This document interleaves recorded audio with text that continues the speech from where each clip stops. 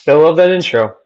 Hello again, everyone, and welcome to the final broadcast of November of False Count Anywhere here on the Rhode Island Broadcasting Network. Erik Dunn back here with you again. I hope everyone had a wonderful Thanksgiving. Hope everyone was safe on the weekend of Black Friday, because as we all know, this is the beginning of the holiday season. We're into the throes of Christmas, if you will, so it kind of will cause a little bit of some traffic when it comes to shopping these days. But uh, what a weekend! I mean, like what a weekend it was, especially for me watching WWE. Survivor Series brought so much to life, and I want to just remind you guys as well that this show, Falls Count Anywhere, we are live every Wednesday at 5. Um, on X, YouTube, Twitter, and Twitch, as well as um, uh, Red Circle, Spotify, Amazon, Google, TuneIn, and Podbean podcast. Please also follow us on our Facebook and our Instagram accounts as well, because that will help out the program. That'll help out this show, help out the entire company. Um, Also, feel free to um, give us a hand as well on buy me a coffee for under RI Broadcasting. But it was very interesting for WWE. I'm not going to lie to you. It was such a great pay per view. It was a pay per view to remember. It was awesome.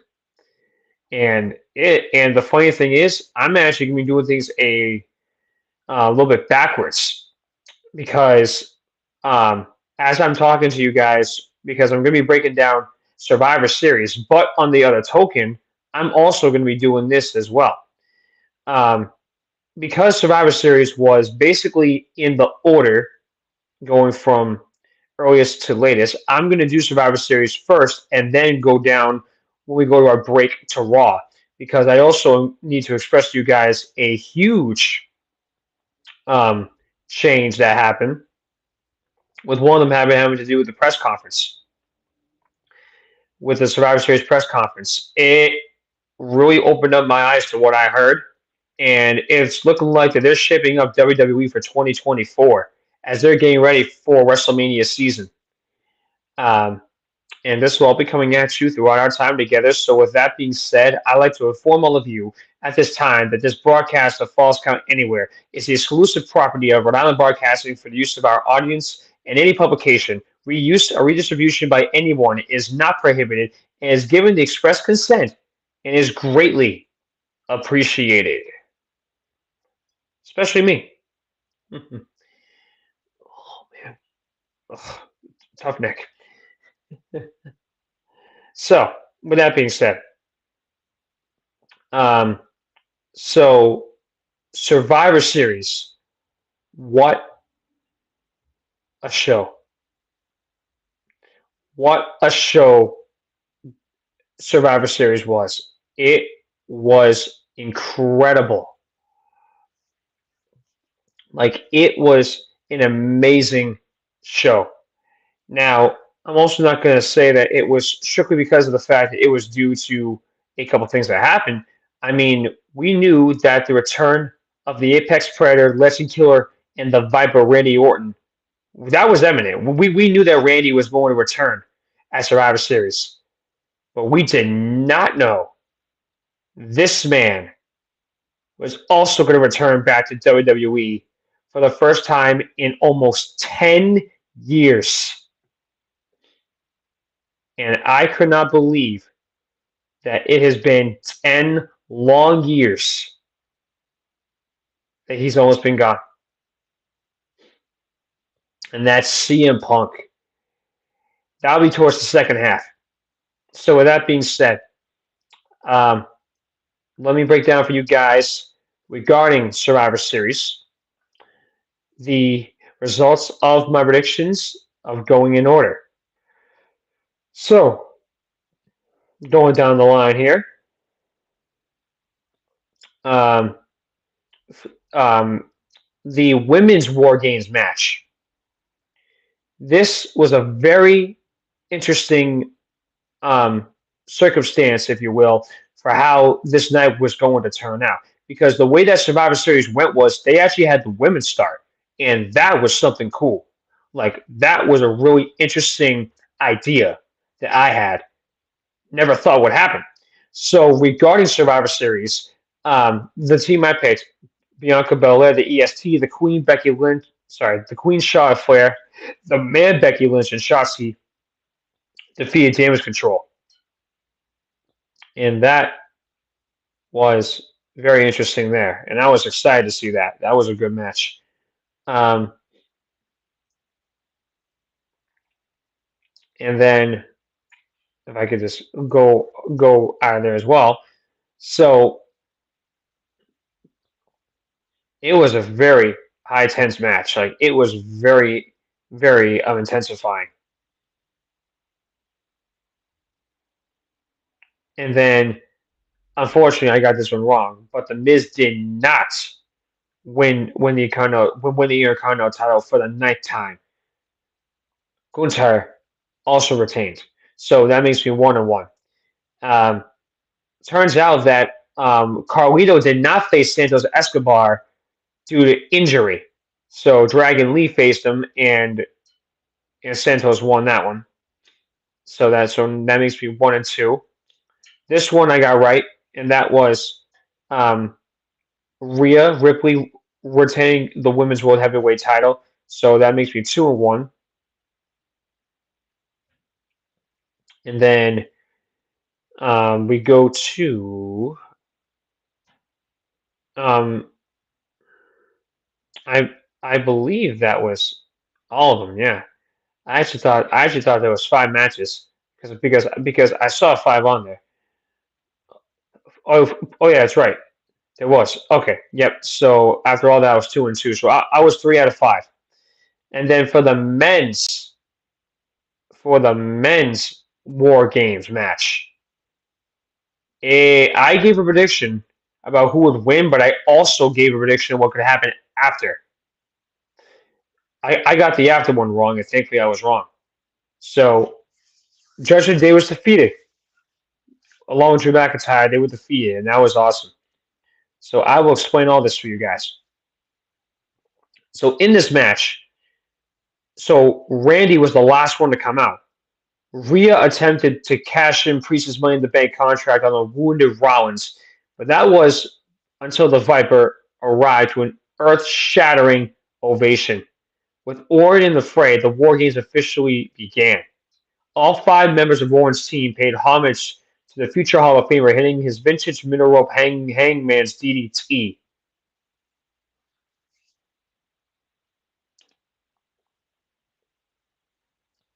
And and he threw him over to Cody to hit a crossroads on Priest to win. But then, in a shocking conclusion to Survivor Series, CM Punk suddenly returned to WWE, causing the WWE Universe in Chicago to erupt into a complete frenzy. Believe me when I tell you, it was insane. I could not believe that Randy not only came back, but CM Punk, after so many years of being gone from this company, came back to WWE. And the problem was, everyone thought that it was completely just inevitable. And I could understand why. But also for WWE, this is exactly what the doctor ordered. Like this is you know what I mean? Like this is exactly what the doctor ordered. And I definitely think that basically for this company, having Punk come back is a huge deal. That's actually the title of this broadcast. Punk rocks WWE. That's the title of this episode because he exactly did that. And I mean, we all know the controversy that happened with him being fired from AEW and all the crap with Tony Khan. Like, we all knew that. And apparently, and this was also talked about during the press conference after Survivor Series, the chief content officer, the CCO of WWE, Paul Levesque, we know him as the Game, the Cerebral Assassin, and the King of Kings, Triple H. Triple H confirmed that this has been in the works for months. They literally started talking about this. Triple H will literally put the wheels in motion with this right after Punk was fired from AEW. In August when he was fired, that next month in September, Triple H reached out to Punk. But both sides came to an agreement literally that morning. And it was Nick Khan, the CEO of WWE, that officially signed Punk to a multi-year deal. I'll say that again. CM Punk has signed a multi-year deal with WWE, which means he's going to be around for a very long time. He's been around for a while. I could not be any happier. You have no idea how ecstatic I am to have Punk back in this company. And Triple H also stated that in the press conference that that for Punk, people change, and I think that when you look at the situation for Punk, I mean, when he left in February of 14, he left due to what do you call it? An insufficient mental capacity. And then on his wedding day to AJ, he was fired. But for Punk, in the eyes of Triple H, if you don't change, and if you're the same person after 10 years almost, then there's something wrong with you. I'll tell you for a fact right now that I've seen that Punk has changed. But also, as happy as I was to see him in AEW, Punk, I knew that one day Punk was going to return home to WWE. I just didn't think it was going to be done under Triple H. I honestly thought that in order for that to happen, Vince would have to be the one to sign off on it. But on the same token, he's no longer running the show anymore. Triple H is. So when you think about it and you look at it and you're like, hey, look at that. That was Triple H. And the biggest thing with Triple H is everything that he's done has made sense. I can tell you for a fact that when you look at Punk coming over, it's an incredible thing. Now, also, before I get into what happened on Raw Monday night, the Raw after Survivor Series, I want to also give you guys some numbers too. WWE broke the all-time Survivor Series records for viewership, gate, and merchandise sales. It was the largest gate and best merchandise sales in the event's 37-year history. It also was up 44% versus last year's Survivor Series. It was 17,138 in attendance. The event broke the previous gate record set in Brooklyn 2 years ago. In partnership with Fanatics, Survivor Series broke the premium live event's all-time merchandise record. Sponsorship was up by 22% versus last year.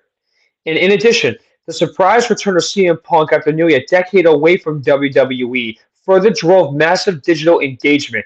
His comeback moment has more than 71 million views across all platforms, making it the most social post in company history.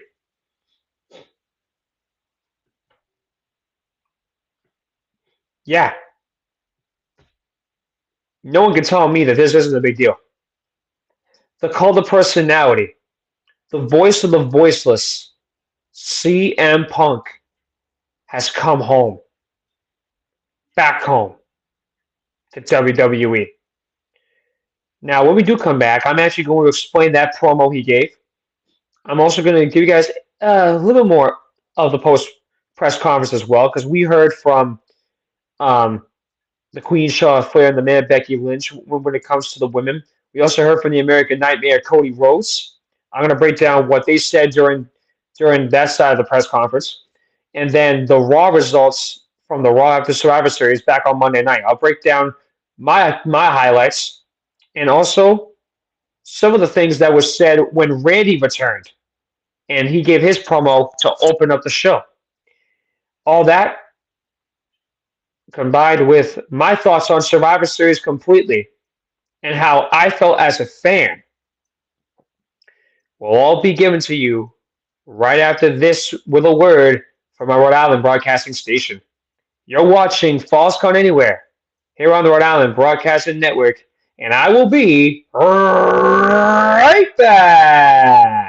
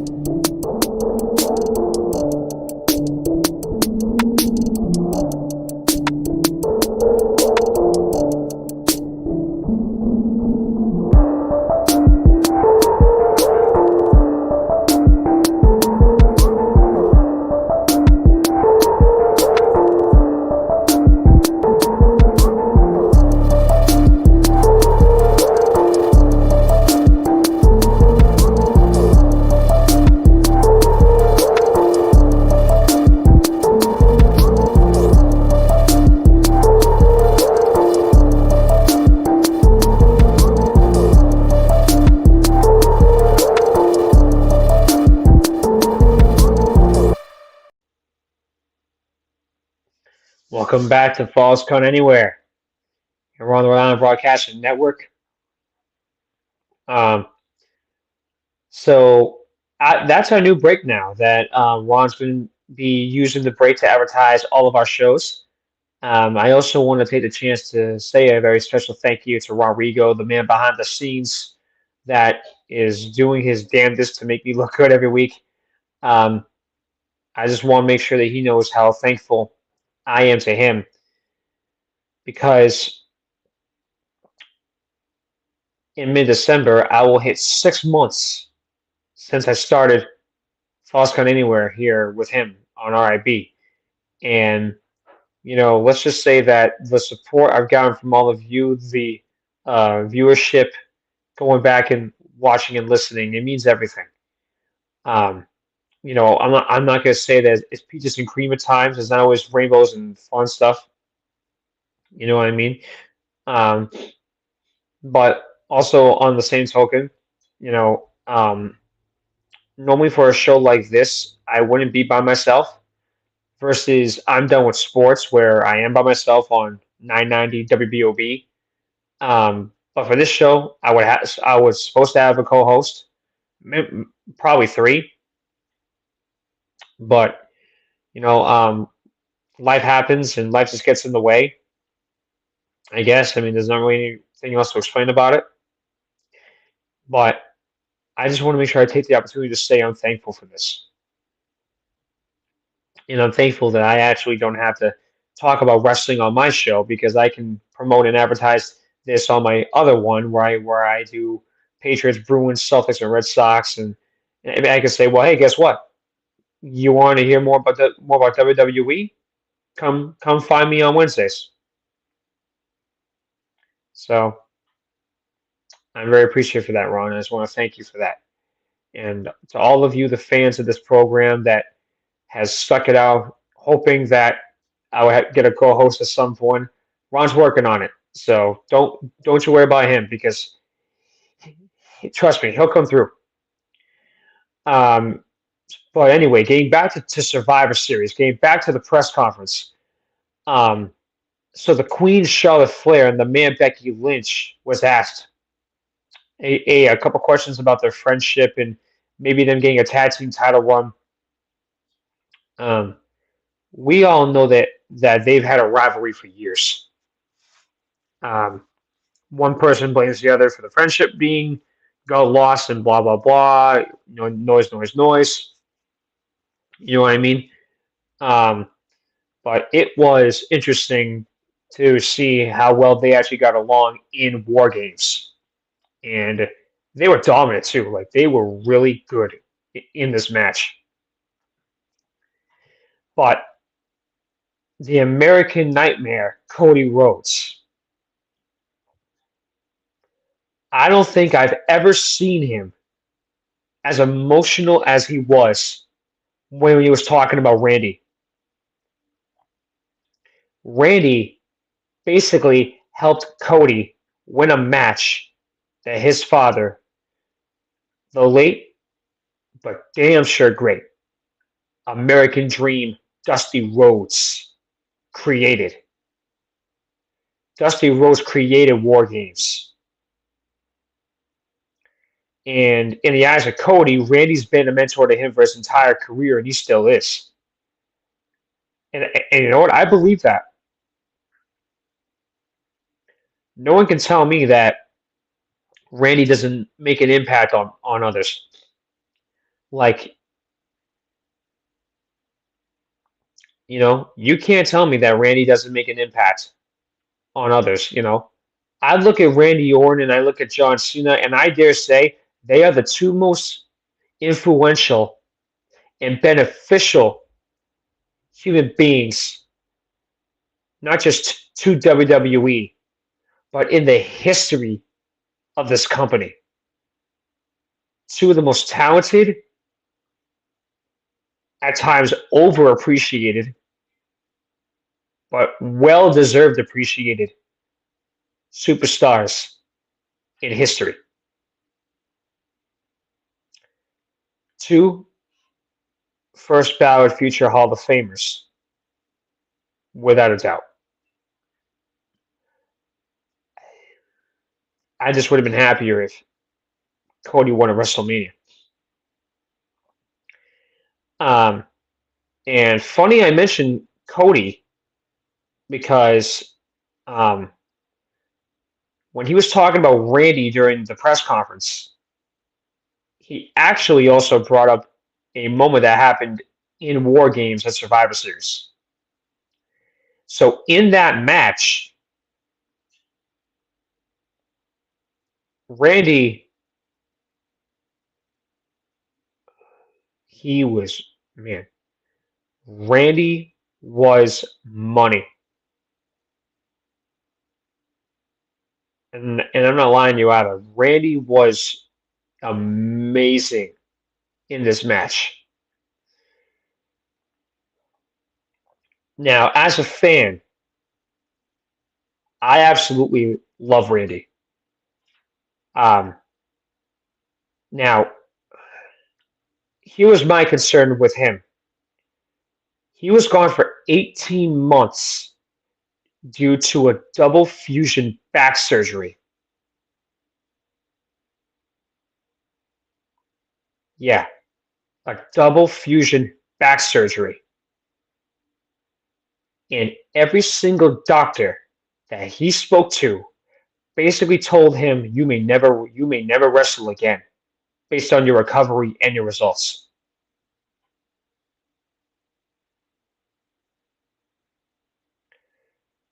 I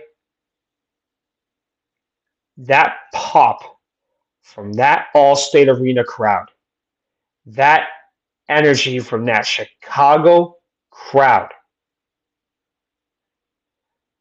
goosebumps and bone chilling. And the reason why I'm also very excited for Randy is he stated his intentions back on Raw Monday night. So Randy opened the show, and I was actually with my dad, my other co-host, Edward Dunn.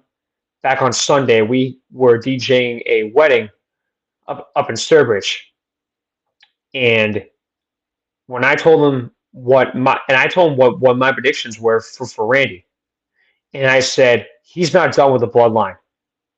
You know why? Because they were the ones that basically almost took his career away from him.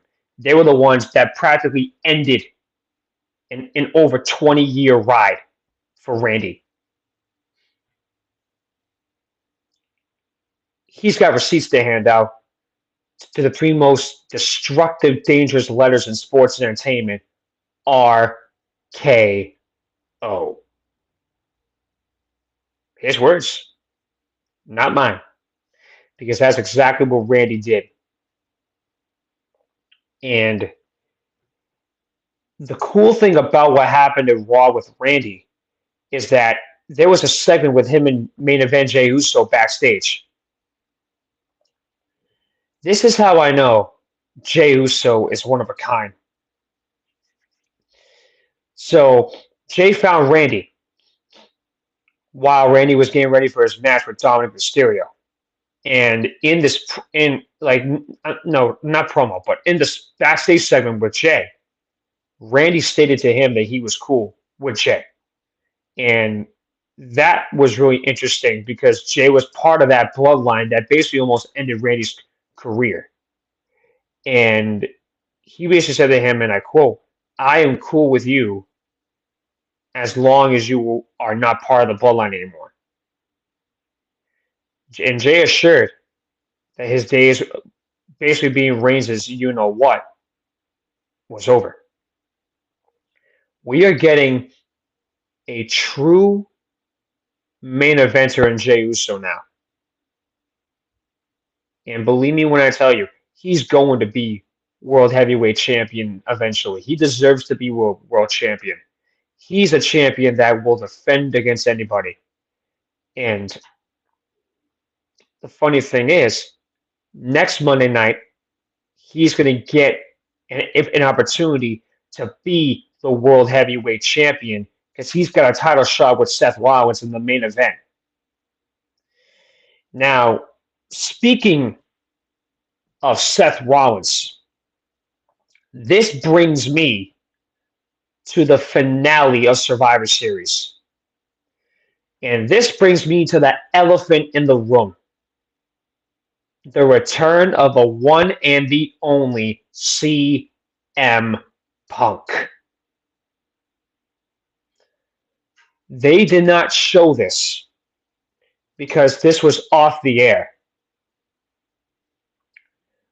So when Peacock cut the broadcast out, everyone was still in the ring. Punk's entrance was still going on when it cut out, and they all got out of the ring. There was a few videos uploaded on X that showed Seth flipping him off and having to be restrained by commentators Michael Cole and Corey Graves and many referees. A lot of profanity was in this video, but it wasn't heard as much because the music was so loud. You would practically have to have the microphone of someone's phone right up to Seth's mouth in order to hear exactly what he said. I'm thankful that no one heard what he said, because I guarantee you, for years of him badmouthing Punk, it was not looking that way. It wasn't looking good. So when I first heard this and I saw this video, I was showing my dad, and we're done. I was showing him on Sunday as we were going to our wedding. I said, "Look at this. Don't you dare tell me that this isn't worked. Seth is not like Punk. I know Seth does not like Punk at all. He doesn't." That was when I smiled. I looked right at my dad and I said, I think we just got a match made in heaven right now. I think this is going to be a very interesting development with Punk and Seth going into a rivalry. I said out loud, right to my dad, I said, if they do this, Seth's going to turn heel. But on the same token, I think it could be Punk that turns heel, but he's here for the fans. I don't think anyone's going to turn heel on this, though. Because how could Seth turn heel with everyone still singing his song? I can't see it. Unless he really does something stupid, then I can. But on the same token, Punk, everyone missed Punk. I missed him in WWE.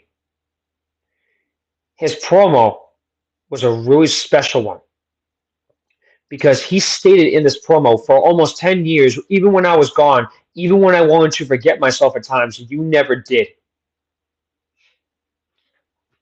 CM Punk is back in WWE, and I could not be any happier to see him back. And speaking of back, Randy has also confirmed as well that for this Friday night SmackDown, he will be there.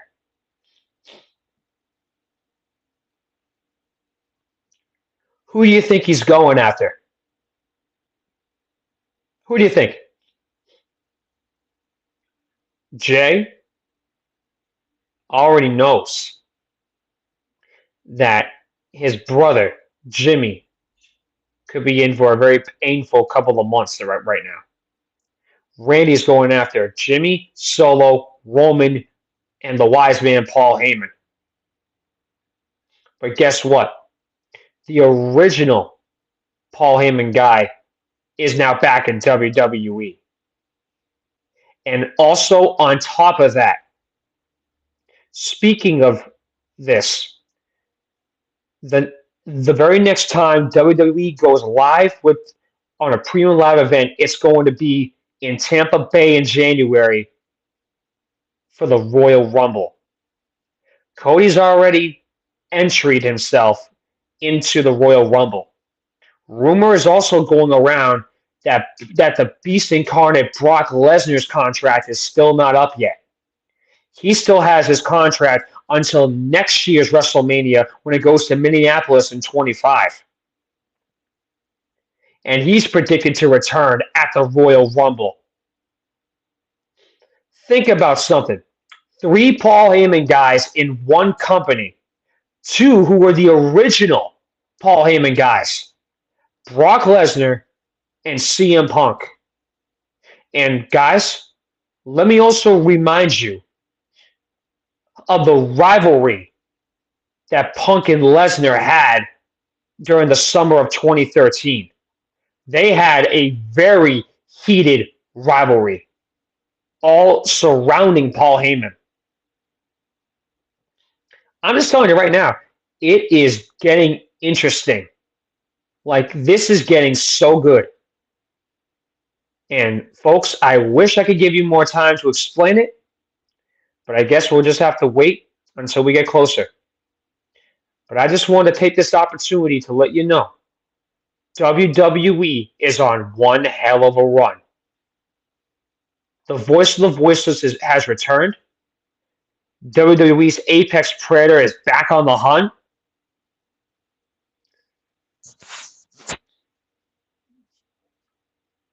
And we could be seeing some title changes soon. But I'm going to finish off the broadcast by saying this. If anybody should beat Seth Rollins for the World Heavyweight title, I want it to be Jey Uso. I would love it if Jey could beat Seth. But Seth's going to hold on to that title, though, if he does win, because they want him to drop it to the right person. The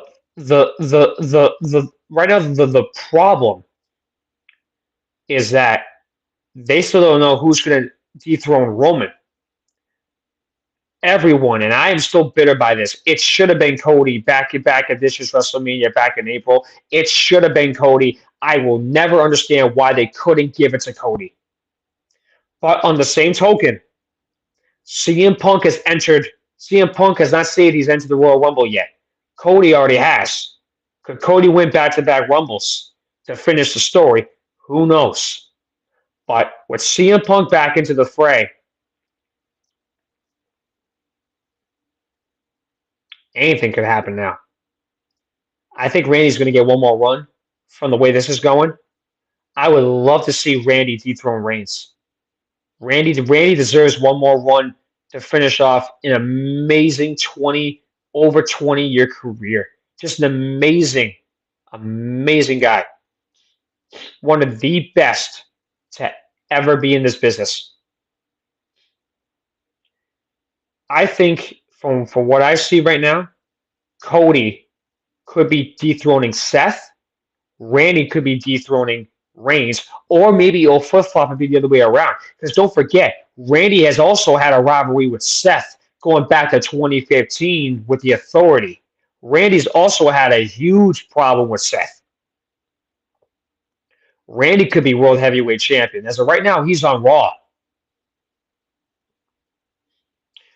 So let's think for a second. Randy could be World Heavyweight Champion. There's just a lot of possibilities.